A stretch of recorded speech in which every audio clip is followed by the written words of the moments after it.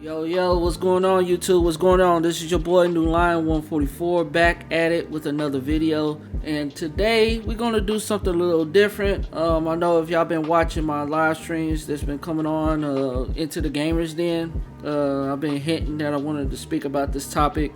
If y'all haven't, man, make sure, man, y'all go on the page, check it out for yourselves. But yeah, man, I wanted to go ahead and basically express how I feel about two Pacific games. One of them being Street Fighter 6 and the other being Mortal Kombat 1. Now, disclaimer, I know that a lot of y'all have your own opinion, and I have my own opinion as well. So don't take this or me shooting bullets at one game versus the other based on my reasons as to why I may like one versus the other. I believe both games are good.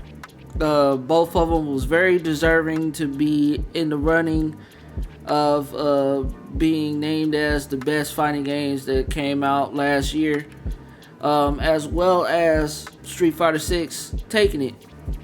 No harm, no foul. So let's go ahead just get into the meat of it. I want to go ahead and mention this before I do go into my whole breakdown. I want to go ahead and show y'all something. There's some images that I have in regards to my experience with said games. Let's take a look at the first one, which is Street Fighter 6. As you can see here, at the time, this is how long I've been playing it for. 131 hours played. Game progression 20%. And if you go down in the trophies, I'm 5% halfway through, as far as, you know, engulfing myself in the game in its entirety. But when we go to Mortal Kombat now, as you can see, I played 124 hours of the game. Got 100% story progression. If you go onto my channel and see the playlist for Mortal Kombat 1, we just finished the story, the main storyline of it. Check that out when you can. It's all in order. And if you go down to the trophies, I'm damn near about to complete it 100%. Just at 84% right now. So very clear difference. And mind you, Street Fighter 6, I had it, for at least a good 3 to 4 months before Mortal Kombat 1 came out. Because I pre-ordered both games, and I got the best of their editions. And, I was able to experience Street Fighter 6 way ahead. So for the time played to be that even out between the two, it says a lot. It says a lot to me as a gamer, that's experiencing these two games. Whereas when I was younger, when it was Mortal Kombat 2 versus Street Fighter 2, I was giving them both the same type of attention at the time when I was playing both games. And now you see a difference. So that's what this video is really diving into. My experience over both games and the reason why I may feel towards one versus the other. Mind you, I do have this thing structured in a way to where we can follow it along. I have certain points that I want to cover in regards to both games, in regards to my comparison. So the points that we will be touching on is character roster and appeal, worlds and development, systems and game schemes, and overall drive and conclusion. So that's how we're going to go about the video, touching on each of those points between the two games. And of course, I'll conclude it on the reason why I may I'm seeing myself rock harder for one game versus the other. Doesn't take away the greatness that both games bring or add on to. It's just my comparison. So let's get to it.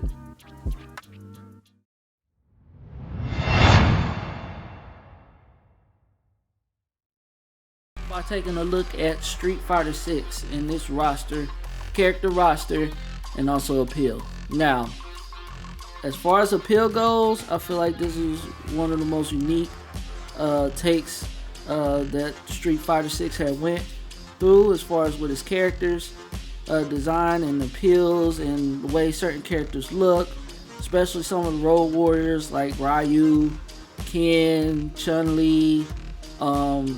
They really had a unique look to them than what we remember before, especially Cammy and DJ. Very, very different look that he has on him as well as cool spins on some of the new characters like Kimberly. She supposed to be part of the guy ninja Bushin tribe, but she rocking her own little style. So Kimberly got a solid look. Manon got a very interesting look. JP, very mysterious look. So you have, these characters that has mass amount of appeal. And I love the hip hop reference with the spray paint and the music. And even characters like JP, he incorporated a lot of the b-boy things into his moveset. So I like it a lot. It kind of rolls with everything, as far as making the game really have its own personality.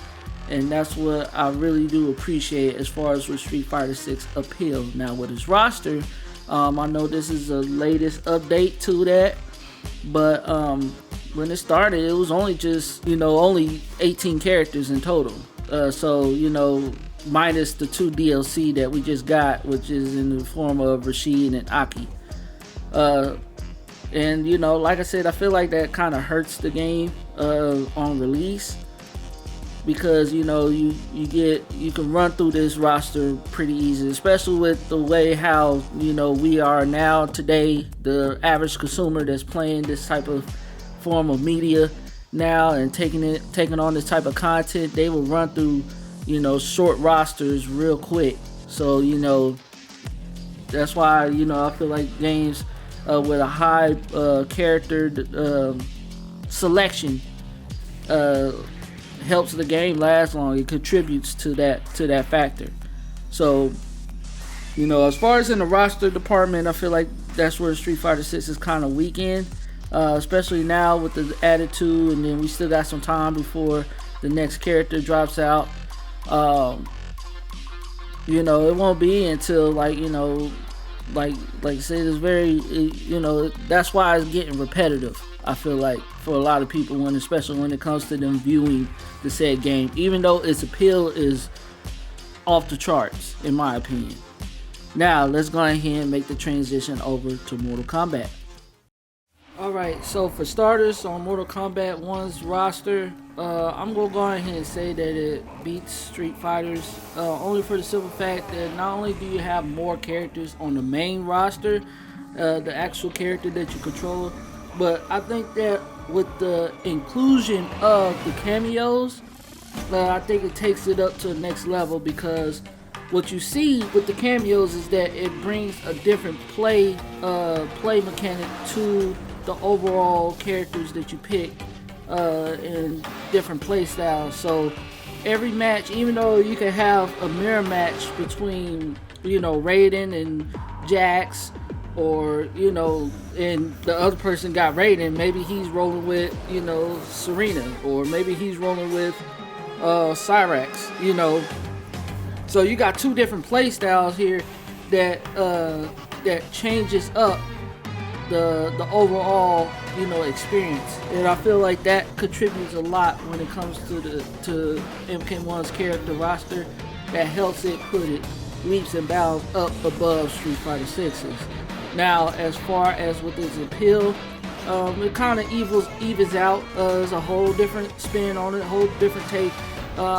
They didn't go down the old route of these said characters. Some of them is new ways of thinking about as far as with their looks go. Like the Rain, he's more of a magician now instead of just a ninja, wearing like a ninja garb or whatnot, or a ninja suit. Same thing as like I said when you go into with Havoc, which is like he the disembodiment and constantly taking his head off, constantly taking his arm off. Like it's like it encapsulates the whole grittiness of Mortal Kombat's feel, and I love it a lot. But it also brings forth its newness to the said era, of it being named as Mortal Kombat 1. They started off with a 23 character roster. I would say 21, just because I know that Shang Tsung was a pre-order exclusive character, which I did get him. And then of course Havoc, you get him when you beat the regular storyline. As far as the strength of the character roster, I do believe that with the extra amount of characters that they do have on there, and like I said on Paul recording, they just added Omni-Man and Quan Chi and Charmeleon and Tremor. I always gotta equate that they're adding more content, even though like I said there's a separation between regular main character roster and the cameo roster. Just the inclusion and the inclusion that the whole thing brings, just adding them 4 things to the roster makes it 10 times stronger in my opinion when it comes to comparing it to Street Fighter 6. And also a point that I wanted to circle back to in regards to the character rosters and the appeal is that when you look at Street Fighter 6's roster, when I started playing the demos that came out, I messed with Kimberly, I messed with Ken, but as the game truly came out, I only ended up sticking with the characters that I play with now, which is Ryu, Jamie, and E Honda. And I've always wanted to dip into Baraka, but that overall appeal and this character roster in general, it's so compact that it's like you pretty much would be fine with just playing with 3 characters and stuff like that, and you don't have a need to want to explore outside of that. I never had that need to want to, whereas with Mortal Kombat 1 I felt that need, even when it came to characters that I don't like Ranko, or I felt that need to want to explore their roster more, explore the characters, see how they play. And I feel like that gives points to one game versus the other. So I just wanted to punch that in there real quick. But let's go ahead and move on to the next topic.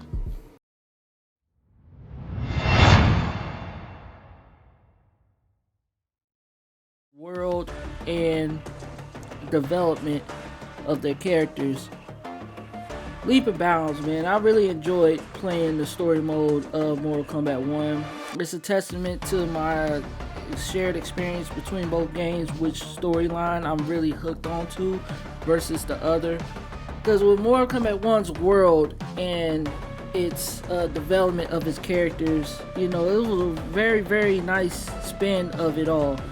Of course, I would say as far as with the main storyline of Mortal Kombat 1, the new from the beginning all the way, I believe, until that final later half of how it kind of ended it, was probably like the only bad part of the story line goes with the world development of Mortal Kombat 1. Like I was on high hopes all the way up until that final chapter, in the final moments where we had to pick our character, and not even that part was bad, or even going through some of the like I said, the different fights that we had to experience.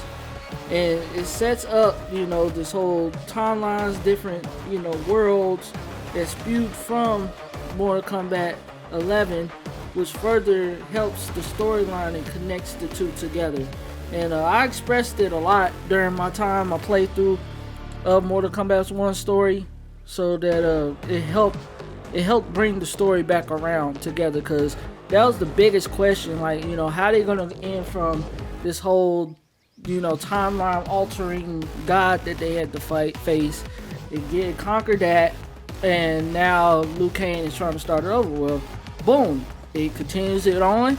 It adds this level of dang. So some of these characters don't know stuff. Some of them do remember stuff. Some of them be like, I maybe did this before, or Luke Kane is trying to keep the people from like actually remembering that he remembers them from the time past and he created. Like it's a good storyline that was real strong for the most of the story, and it helped create the world that you enter into when you played Mortal Kombat 1 story. Now, and also in his character developments, seeing how they add a twist to the whole rivalry between Sub-Zero and Scorpion, actually making it as brothers, but it's not on the mindset of they're now relating Hanzo Masashi, who is the original Scorpion, with Bihan. No, it's actually Bihan and his brother Kuo Yang that ended up becoming the younger Sub-Zero according to the storyline we once knew, but now he's taking on the role of Scorpion. And it's a crazy. That's one of the craziest spins that I really enjoyed with the character development of Mortal Kombat 1's world and his story and his characters. It really, even though a lot of people say it was fan servicey, I understand it, I get it, but to me, it was a wonderful take on the new take on the story. Hell of a risk for them the developers to make, and I believe that it paid off in the long run. So let's go ahead and take a look at the world and development of Street Fighter 6. Now, when it comes to the world and development of Street Fighter 6, I do send kudos to the developers on the risk that they wanted to making a world tour. Currently, right now, I'm still playing it. I wouldn't say that it's more of a hook, line, and sinker for me as far as with the draw of the story. I feel like its beginnings is kind of, it's a lot of traction that it's trying to gain first. And, as far as with the story, it's like, I got my rival. Yeah, we trying to retrieve this item that he's trying to steal for some reason, and then all that stuff. But, outside of the setup comparable to the other game, it's not really giving me the answers that I want outside of, okay, if I'm going to learn more of this said character or what happened after Street Fighter 5, I gotta go and do all these things or play as their style enough and give them gifts before I finally learn interesting things about the said character, which it does give kudos or does add on to the development of the characters, but it's not as strong enough as you would find with how the development was taking place with the Mortal Kombat 1 characters. And I think that that's where Street Fighter 6, when it comes to the character developments, losing traction with me, because right now with this roster, and like I said, it goes into the problem with the roster. This is mostly Street Fighter 2 Road Warrior characters, that you training under, you being mastered under, Like, I would have loved to see them, see some of the characters from 3 or Alpha or, Street Fighter 4 more. Like, I don't know what happened to C Viper or some of them other cool characters that came out of that edition of Street Fighter that I would love to see incorporated in this world. Hopefully we'll see them soon, but as far as, right now, you seeing, just the Road Warriors getting old. Now they on their retiring leg and they just trying to pass it on in a sense, which that's fine, that's character development, but as far as when it comes to the world of Street Fighter or, and getting engulfed into it, it's not attractive enough. It's not attractive enough for me to hold my interest like that enough to find out more about the world, to invest more about the world. And of course, we seeing the new characters and seeing us interact with them too. But you know, they're new characters. You know, they're surface introductory type of thing. And I also hate too that you gotta also play.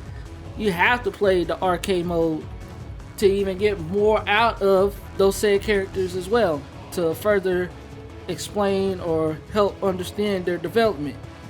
So, you know, I feel like, you know, as far as the, you know, when it comes to the world, engulfing yourself into the world of Street Fighter 6 and the development of the characters, I think that part, if they would have went the route that, you know, we seeing with, you know, Mortal Kombat having an actual legit storyline like they did in Street Fighter 5, even though I've heard critics say it's an up and down thing, but you know, I would rather prefer that to consume and see the world and be developed in that way, and then for World Tour to act like invasion mode on, you know, Mortal Kombat 1, than for it to be what it is today.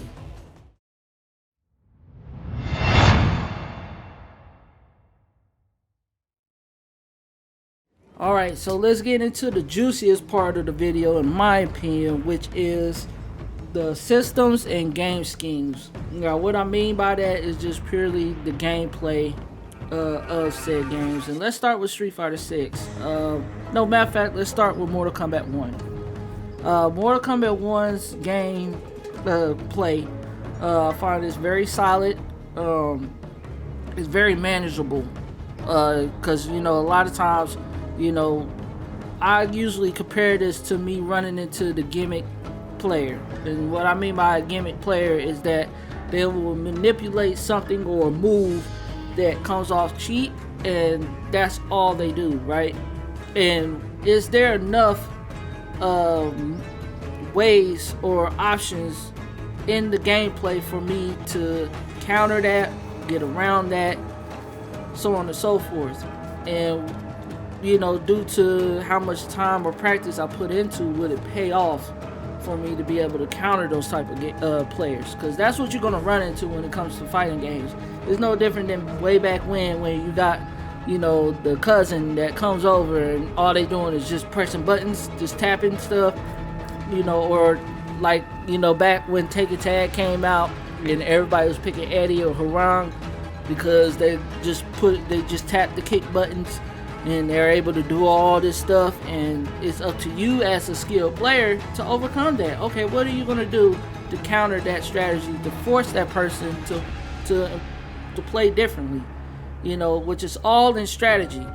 And you know, I feel like the gameplay of Mortal Kombat 1's systems is very caters to that. You know, they want you to, like, you know, I like the fact that even in ranked, if you, whether you win or you lose the next match, if you lose the next match, you as the loser can be like, okay, well, I know I played this cameo with this said character, okay, let me choose my second one and see if I could get better. Where there's a selection that you could go and select and be like, okay, well, yeah, I was playing Kung Lao with the Goro setup and it wasn't working for me, let me switch to Sector and see how that'll work for me, to help yourself get the edge back into the match if there was a certain matchup or a certain thing that, you know, wasn't working for you. And I really do enjoy that. Now, I will say this, when Mortal Kombat first came out, there were some things that was missing, like especially when it comes to their training mode. There were certain things that I would have think that they would have automatically had in there that they didn't, so I will take points away from that. But they did add it in later on. And like I said, with the 3 out of 5 setup, a lot of people didn't like that, or you know, the choosing your opponent due to the connection and not having to be able to choose. You just run into somebody that has the worst connection ever. So these are points, like I said, that I will take away from the game as far as the gameplay experience. But as far as though, you know, like I said, the things that they're doing right, I feel like the cameo system is fair. You just gotta, you know, again, just learn and understand the game enough to be able to counter, you know, whatever is approached to you. And the game is so different with so many different possibilities because of its cameo system. That's what makes it a lot more tolerable when you come into contact with a gimmicky type of player versus if you was fighting against, you know, someone else and it's just your character and you can't go and switch or counter pick, you know, because you're lacking in universal stuff that you got. Then, you know, you suffer for that. But yeah, like I said, even when it comes to like even in, you know, trying to make a tier list over some of these characters, at the end of the day, every character is good in his own way, shape, or form, and the cameos make it even stronger. So, you know, if you are playing with a Geras or you playing with a Natara, and you know you may be lacking in this one department, you pick the right cameo, boom, now you can compete with the Raidens, you can compete with, you know, the Johnny Cages, you know, if you, so it's not like you have solid, like, you know, weak characters. I can't say that more than, I can't confess that louder than I can. So yeah, as far as when it comes to the game scheme, the gameplay experience, again, I love the invasion, the inclusion of the invasion in there for a single player experience. I do enjoy that, and a lot of people access to that. That's how they're able to even get some of the costumes and cosmetics that they are able to showcase in rank, you know. So I do enjoy that aspect because there's actually an incentive to want to play. Like I didn't even finish season 2, and I feel like, dang man, I missed out on them, you know, the blood, you know, themed stuff. So I need to go ahead and finish season 3 so I can at least get some of the other stuff. I finished season 1, but it's like just the simple fact that I invested time into a single player experience, knowing that, you know, whatever I gain from that experience, I can transfer that over to my rank play, and when I'm in the King of the Hill rooms and stuff like that, and actually show that, yeah, I've been grinding and got this solid, you know, setup for free.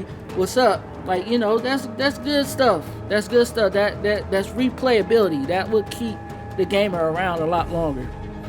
And, you know, I feel like if that incentive was shared across all fighting games, you know, it will help out a lot. But let's go ahead and conclude it here and check out and see what Street Fighter 6 is talking about. Now, as far as in gameplay, playing online and playing against real people is very different compared to when I was playing against the CPU on the hardest difficulty. When I was playing, you know, usually I was running, the issues I was running into was just my inexperience in some of the common game mechanics that's in the game, such as, like, well, of course I'm familiar with drive impact. I can do drive impact. It's just that we gotta, you know, you gotta get used to timing it. Whether if you're gonna counter somebody that is a heavy user of drive impact, I was hearing a lot that players, and I myself, of course, got frustrated too, because, you know, of course, I'm seeing a lot of, you know, newer players relied on that heavy drive impact. You know, like I said, it's horrible if you're up against the wall. You're gonna be splattering against the wall. You know, so unless you either parry it or you do your own drive impact or you jump out of the way, those are the only, you know, guaranteed ways to get out of dodge. So Street Fighter 6, when it comes to gameplay or when it comes to its game schemes and its systems, I'm not the biggest fan. I'm not gonna lie to you. I will say this actually plays a factor into encourage me to make this video because of Street Fighter 6 and what's tolerable of it compared to my experience with Mortal Kombat 1. And like I said, you know, over my view on Mortal Kombat 1, their systems is a lot more tolerable than Street Fighter 6, and this is the reason why. So when it comes to Street Fighter 6 and its systems, it has the drive system, right? Where you could do drive impact, drive rush, and drive parry, right? And it's universal. Does it affect every character in the same capacity? No. A prime example of that, right? I can do a drive rush with Jamie, right? And probably maybe, move maybe a couple steps forward. No different than me just dashing forward, right? It just maybe go a little bit further, right? And it's not as quick. But if I was a DJ, I could fling myself across the room if I do a drive rush, and it comes out quick, and boom, he right there. Same thing with Jury, boom, he right there. Same thing with Cammy, boom, he right there. But it's not like that with all characters. Like every character, like the Zangiefs, or even with E Honda, Blanca, or even with a Lily. Like some of these drive rushes is different with other characters, which again, I mean, I could see, but that's what's going to affect the playability of those said characters, and why you wouldn't see them on a top 10, or not even a top in a top 10 tournament, because of their effectiveness with these said universal systems. You better off using it with a Ken, a JP, or a Cammy, or a Luke. Which brings up another question, drive impact. Some characters drive impact, and not even characters differences with using drive impact. It's more so on how cheap using drive impact is. It only takes one par most of the time, and I feel like that's very, that what messes up, my experience with the game, because I already got enough that I gotta, pay attention to. All right, I gotta pay attention to, this person abusing, the regular gimmicks of the said character that they're playing as. But now I gotta worry about this extra added thing that is cheap.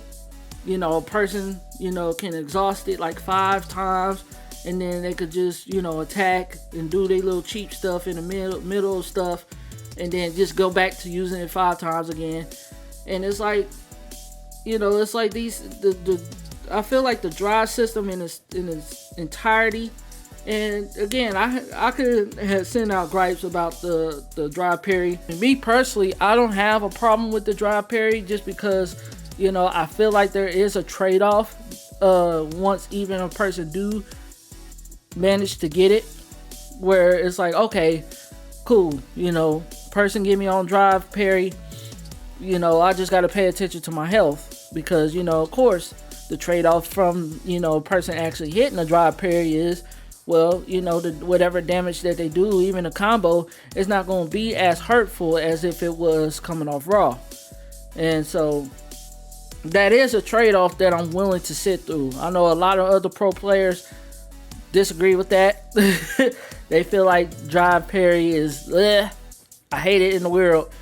But, I'm more so on the lines of drive impact, being the worst of the worst, because of how cheap it is for a person to manipulate, use, and abuse. So, if Street Fighter 6 wanted to go ahead and actually dive into the drive system and try to make some changes, I feel like if it's going to be something universal, I feel like then it should be the feel of it being used, especially when it comes to the drive rush, should be applied to everybody, not just be differentiated between characters. Because it makes no sense that DJ can literally launch itself across the field with a drive rush, versus Jamie can only go a couple of steps when he uses drive rush. It shouldn't be a difference in that. Or when Zangief used his drive rush, he's moving slower than a Jury would going fast. I understand the body types, but it shouldn't be that clear. I mean, even with characters like a Jamie, I feel like should be able to move at least halfway, or it should be comparable to Chun-Li's drive rush, which again, some may say hers ain't even as good as his. So, some of it I don't understand it, some of it I do. So there's that part, and then also as well as just allowing the drive impacts to be so cheap. I feel like they should take two blocks versus the one.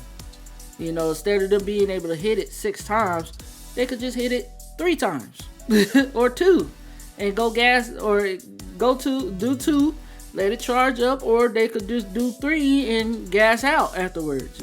If they use it again, I feel like that would be a much more even trade-off,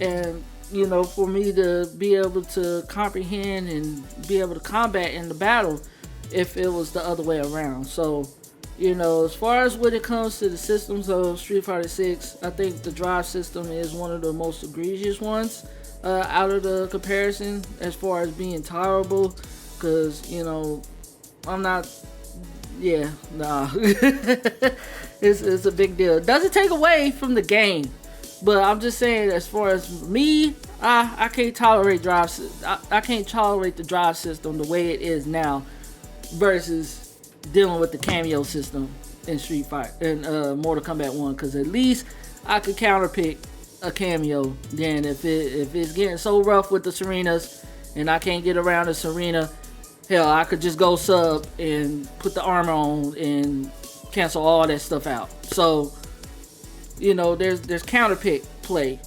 that's evolved to help you deal with some of the gimmicky things, versus in Street Fighter 6, you just got to deal with it. Even if it's your favorite character, hey, be prepared to go through the heartache, because that's just how the game is. So, but overall, there is good things with it too. But you can't just pick any character in Street Fighter 6. Unfortunately, there is a tier list. There is meta characters, and unless you ain't picking the top 3/4-ish, in my opinion, which is the Camis, the Kens, the JPs, and the Lukes, you're gonna have a tough time getting far. And you can see it in most of the tournaments nowadays that Street Fighter 6 holds. That's one of the biggest issues in the community that they running into, that a lot of people is getting bored with it, because of the tier listy type of atmosphere that Street Fighter 6 got going on with its characters. I can't pull off a win or a W like I would in Taken with a character that's considered low tier like Akuma, and actually take home a win. So in Street Fighter 6, that's a very rare thing. Not saying that it can't possibly happen in Street Fighter 6, but it's very rare. So that's my take on that. Let's go ahead and move on to the next topic.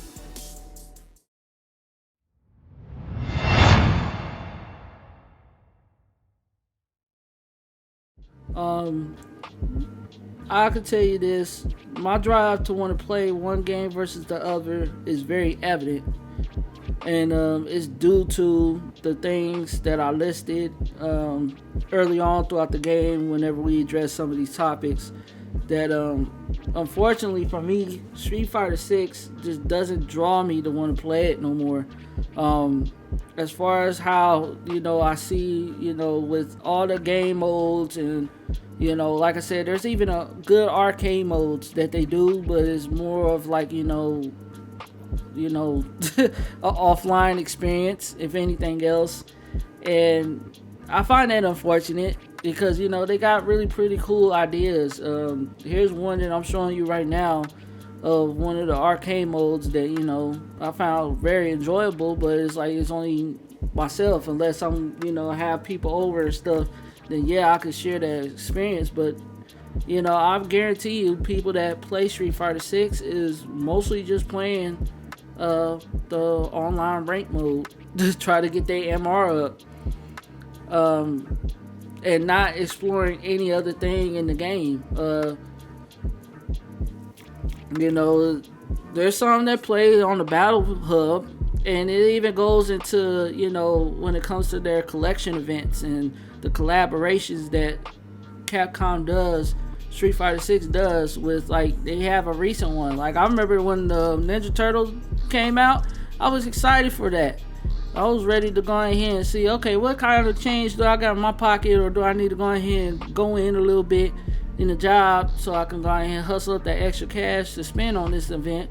But when I found out that it's mostly attached to Battle Hub, attached to your character, and it's just a Battle Hub only experience, it's like, I don't even play Battle Hub like that. I want to be able to transfer whatever I get or whatever I'm going to buy over to whenever I'm playing on the most mode that I'm playing on, which is the rank. And unfortunately, you can't showcase that. They did release finally the character costume sets that came out, which is cool, to add more diversity to said characters outside of just color swaps. But it's stuff like that when it comes to those collaboration things versus the Street Fighter Mortal Kombat 1, you can go to this offline mode, or you don't have to really buy it type of stuff, where they've been releasing some of the good stuff in the Deadly Alliance costume gear for some of the characters that played in that game, like Li Mei and Natara, and the old school Deadly Alliance Burning Skull costume for Scorpion, or Sub-Zero's in Mortal Kombat Deadly Alliance costume as well, when he was the Grandmaster Lin Kuei. So it's like that's stuff right there. That's the good stuff right there. And like I said, I'm fighting people online. I'm like, damn, he got that. I want to go get that. And then I turn around and get it, and I could wear it and rock it in online as well. So it's like, small stuff like that, will help, Street Fighter 6, in the long run, people to continue to invest time. Because right now, the only thing that I see mostly people on Street Fighter 6 doing is going to rank and playing rank, or they'll go to Battle Hub and chop it up in there complaining about the drive system. And it's sad that the rest of the game is not fully explored. I even tried to look on and see if Street Fighter 6 World Hub or World Tour videos is getting views, or people are playing it live in their sessions, and they don't get that many views. These are modes that I feel like the developers put time and energy into that ain't really players that's playing their game has an incentive to want to have that drive to go play those modes. And in comparison to Mortal Kombat 1, you got people that's still playing Invasion mode, and still playing King of the Hill. They still playing in the form of their own hub. They ain't able to walk around and stuff, but it's fine the way they doing it. Hell, they doing those and playing online rank, like playing the story mode, watching the videos. Like, they're investing time in all of the entirety of the game. And that's what I experienced when I played Mortal Kombat 1. I'm not just on there alright, I'm just gonna grind out on rank. I'll play a couple rank, then I'll jump into King of the Hill a little bit. Then if I got time left, I'll probably try to knock out something on Invasion. That's usually how it's going. And then I'll probably look and see what stuff I unlock on my characters, what type of looks I want to change. Like, I'm exploring the entirety of the game that I spent X amount of dollars on. Versus Street Fighter 6, I find myself mostly just stick to rank. That's it. And it's like, it's all this other stuff that's going on with the game that I feel like the developers did a really good job in, but there's not enough draw, there's not enough drive for a player that's buying this game to want to play it. So, in conclusion, I'm hoping for, as far as for Street Fighter 6, I do plan on to come back whenever his DLC characters drop. And when Akuma finally drops and they do the actual patch notes to finally do nerfs, buffs, whatever, to the game, I will come back just to see if my experience does change. I know that recently I did go back and play play some Jamie. Enjoyed my time with Jamie, but those matches that I did play with Jamie, as y'all gonna see on some of these, were were mirror matches. You know, me fighting against another Jamie, and you know, trying to out Jamie the other person. You know, that was the only time I ever felt like some legit fun from the game. And don't get me wrong, like I said, you could get most of that, but you know, with the complications that I mentioned in the game, in the systems and game scheme segment of the video, you know, I think those play a lot of factors to the reason why nowadays, you know, if I do go on Street Fighter 6, you know, it's mostly until a DLC character drops, or you know, trying to check out what little event that they got and all that stuff. Like, I'm not even compelled to even to get through the battle pass. That's how bad it is, in my opinion. Whereas at least with Apex, I'm able to get through the battle pass, at least. But I can't even do it with Street Fighter. But I will do it with Mortal Kombat 1 and some of the other games, because you know, there's a lot more drawback. There's a lot more draw and drive to want to play the entirety of the game. So that's all I have for today's video, man. You know, I worked real hard on this, and I appreciate y'all time, your patience, your eyes, your views to watch me give my comparison over the two games. Again, this is my opinion. This is not, you know, for anybody to, I'm not speaking, you know, there may be certain things that, you know, I may be running into in Street Fighter 6 that, you know, I maybe need to expose myself to, that I'm not exposing myself to, that you can say down in the comments and be like, hey man, play this or do this in this game, you know, in Street Fighter 6, you know, you may change your mind. I'm down for it to listen to it, but I know, you know, I just want to express and actually do it right with a video, panning all this out and displaying all this out so that you guys can perfectly understand where I'm coming from, instead of just, you know, trying to rush through it or not have my thoughts all together in, you know, Into a Gamer's Den segment. So, you know, without further ado, y'all, hopefully y'all having a good day, and hopefully everything's going well. And till next time, guys, we are out.